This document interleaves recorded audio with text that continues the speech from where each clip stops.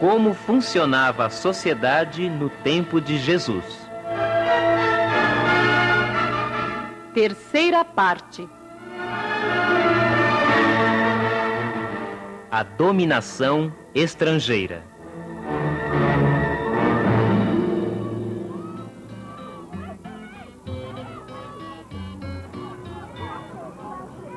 Pensei que no tempo de Jesus já existia democracia. Nada disso. No tempo de Jesus, era tudo feito à base da força. Quem tinha mais força, mandava nos outros. E a maioria das pessoas achava que devia ser daquele jeito mesmo. Mas então, quem eram os poderosos no tempo de Jesus? O dono do mundo nesta época de Jesus era o imperador romano chamado César Augusto. Na verdade, o Império Romano era um regime de ditadura militar.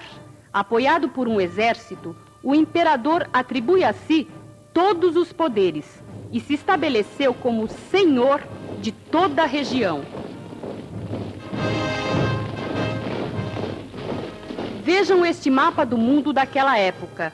O Império Romano, com sua sede em Roma, desde 300 anos antes de Cristo, vinha conquistando toda a Itália, Espanha, norte da África, a Grécia, Ásia Menor, o Egito e, inclusive, a Palestina, a terra de Jesus. Muito bem organizado e dominando as técnicas de fundição de ferro para a fabricação de armas, Roma impunha sua superioridade militar a todo o mundo mediterrâneo. –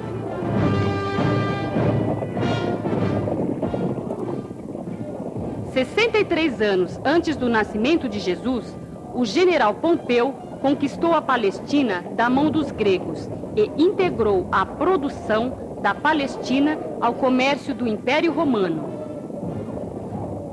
Assim, Jesus nasceu num país já dominado pelos romanos.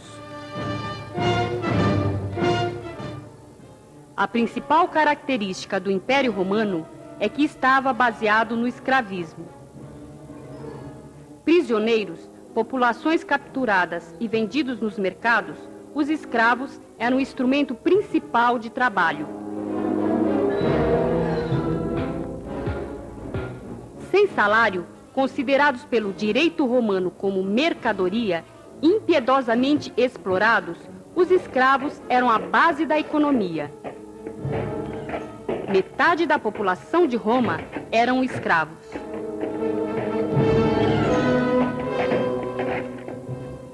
No campo, os escravos eram a principal mão de obra dos grandes proprietários das famílias da nobreza. Estes, pouco a pouco, iam tomando as terras dos pequenos camponeses que iam se tornando escravos. Os escravos eram tratados como coisas, comprados e vendidos como animais.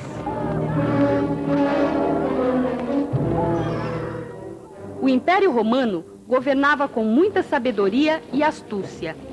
Todo o território era dividido em províncias, e a cidade mais importante era a sede da província. Para dominar mais, os romanos dividiram a Palestina em duas partes. A Galileia, governada por Herodes Antipas, dependia da província romana da Síria, ao norte. Enquanto, para a Judéia e a Samaria, Roma nomeou um procurador romano chamado Pôncio Pilatos.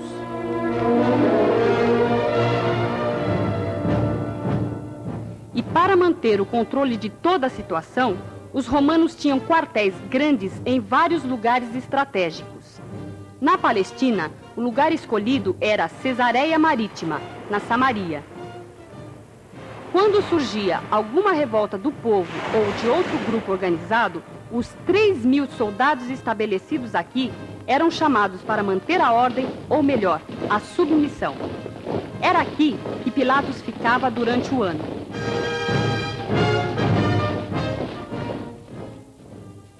Mas, durante as festas principais dos judeus, como a Páscoa, onde juntava muita gente, Pilatos ia para Jerusalém, a capital, na fortaleza Antônia que vemos aqui. com 1.800 soldados para manter o controle da situação.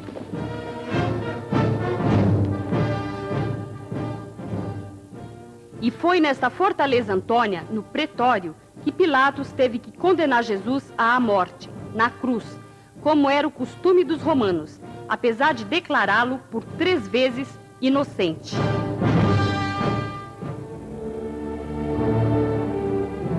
O Império Romano respeitava em geral a autonomia de cada país sob seu controle, tanto no que diz respeito às leis, à religião e aos costumes, contanto que se pagasse os impostos exigidos por Roma.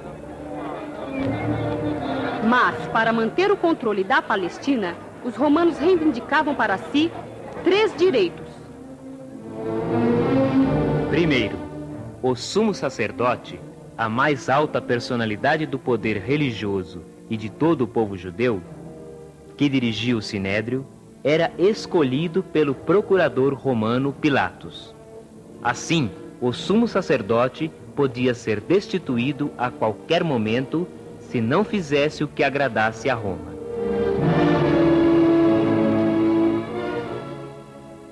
Para conseguir este controle sobre o sumo sacerdote, Pilatos segurava na Fortaleza Antônia a veste ou os paramentos pontificiais vistos aqui.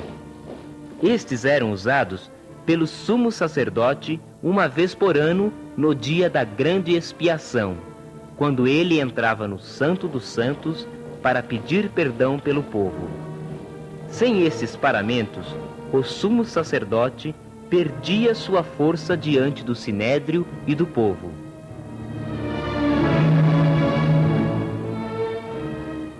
O segundo direito que Roma reservava para si era o direito às terras que deviam pertencer ao Estado judaico. Com maior naturalidade, Roma se apoderava do direito de dar a terra à aristocracia judaica, anciãos e sumos sacerdotes, membros do Sinédrio, e de retirar-lhes estas terras a qualquer momento se não fizessem o que convinha a Roma. Terceiro, também Roma segurava para si o direito de condenar à morte por crimes políticos. Assim, no caso de Jesus, o conselho ou tribunal judeu teve que recorrer a Pilatos para condená-lo à morte, o que não aconteceu no caso de Estevão. Roma só intervia quando havia tumulto grave. E então, a repressão era terrível. 2.000 crucificados no ano 4 depois do nascimento de Jesus, por ocasião da primeira revolta dos Zelotas. As torturas e execuções eram públicas, para servir de exemplo.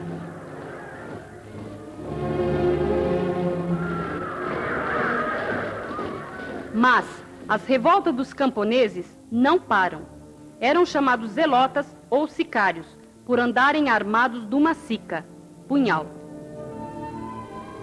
Durante as grandes festas, os zelotas matavam alguns chefes do povo ou alguns romanos.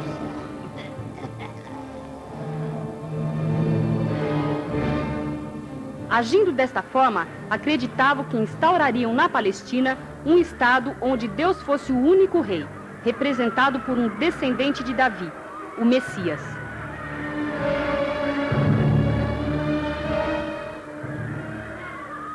Os zelotas esperavam o Messias como guerreiro, um rei poderoso que conseguiria vencer e organizar todo o povo judeu para poder expulsar o pagão romano que ocupava o país.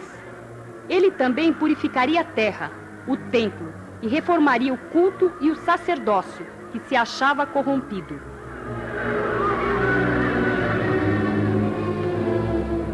Os zelotas eram perseguidos pelo poder romano.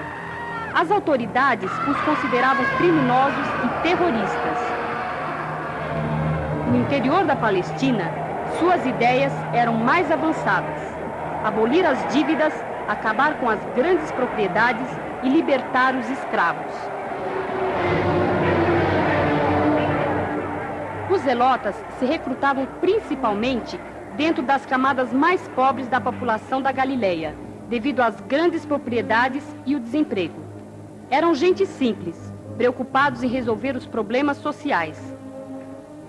Com certeza, tinham mais simpatia para com Jesus. Entre os discípulos de Jesus, tinham também alguns zelotas. Simão, o zelote, Tiago e João, filhos do trovão, Pedro, que cortou a orelha de Malco, e Judas Iscariote, aquele que traiu Jesus. Depois da ressurreição, até os apóstolos ainda pensavam que Jesus ia ser um rei poderoso, que expulsaria os romanos e restauraria a realeza em Israel.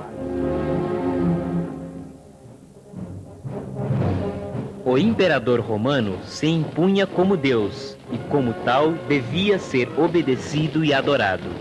A imagem dele estava em todo canto. É lógico que os judeus não adoravam o imperador romano e nisto eram respeitados.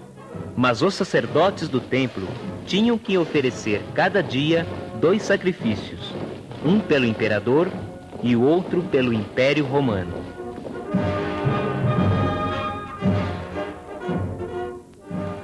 No tempo dos primeiros cristãos, época do imperador Nero, quando começou a ser escrito o livro do Apocalipse, era perseguido e morto quem não aceitava o imperador como Deus e não lhe prestasse culto. Este culto ao imperador, que no tempo de Jesus era Tibério, tinha um caráter claramente político, pois dava ao imenso Império Romano uma verdadeira unidade e incutia na cabeça das pessoas a submissão política, como fazia também o faraó no tempo de Moisés. Em todas as moedas romanas tinha a imagem do César, o imperador.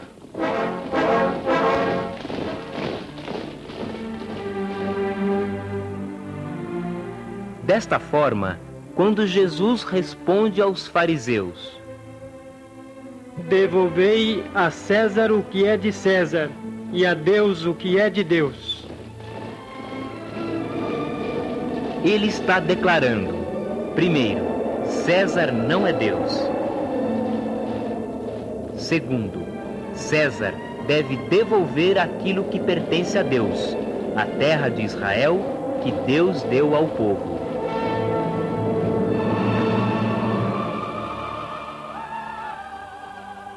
Além de mostrar aos fariseus, primeiro, que eles mesmos estão aceitando o imperador romano a usar as moedas romanas, coisa que era proibida aos judeus por trazer a imagem do César.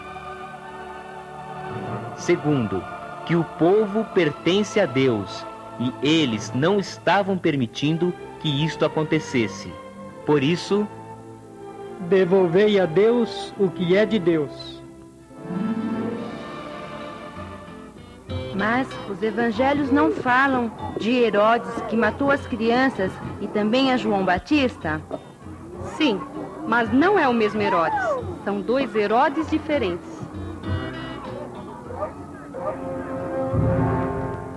Quando Jesus nasceu, toda a Palestina era dominada por Herodes, o Grande, sob o controle dos romanos. Foi este Herodes, o Grande, que recebeu os magos quando Jesus nasceu e depois mandou matar todos os meninos de 2 anos para baixo, tentando matar toda a esperança messiânica do povo. Nesta época, Herodes morava na capital, Jerusalém. Herodes, o Grande, não era judeu, por isso era odiado pelos judeus. Era considerado um usurpador ilegítimo do trono, para conseguir o controle do povo da Palestina. Colocava como sumo sacerdote qualquer um dos sacerdotes de acordo com suas conveniências.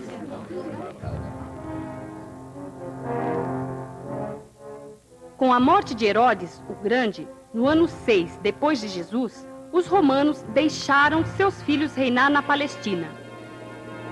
Coube a Herodes Antipas ser tetrarca da Galileia, onde morava Jesus.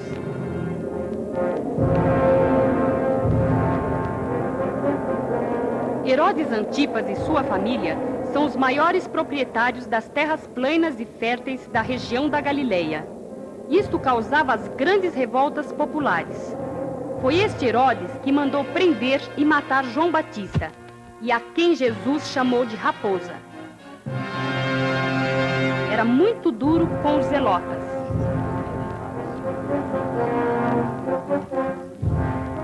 Este Herodes pretendia governar toda a Palestina e era apoiado por seus favorecidos chamados os Herodianos.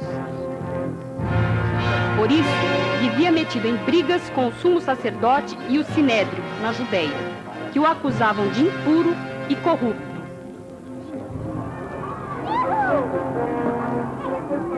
Agora que eu comecei a entender os mecanismos que os romanos usavam para continuar dominando. Para entender melhor, gostaria de saber o que era o sinédrio e qual era o seu poder. É isto mesmo que vamos ver no próximo encontro. Mas por ora, vamos entender mais como era a dominação estrangeira.